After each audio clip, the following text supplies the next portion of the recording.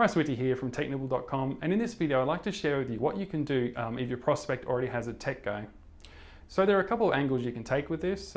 If the other provider is a solo operation and you have multiple employees, you can always say that you'll have someone available to fix the problem. So if someone on your team is sick or they're on holiday, that they are never left waiting. If you are the solo provider, you can angle it saying that they always have a single point of contact, or without getting bounced around or explaining the problem to multiple people. You don't want to say the other provider is bad, but you want to emphasize what your point of difference is, because it's likely they have been left waiting or have had to deal with multiple points of contact. So it makes your offering just look that little bit more appealing. If they're happy with their existing tech guy, you can find out what they offer and see what you can offer on top of that. How will the business be better off with going with you?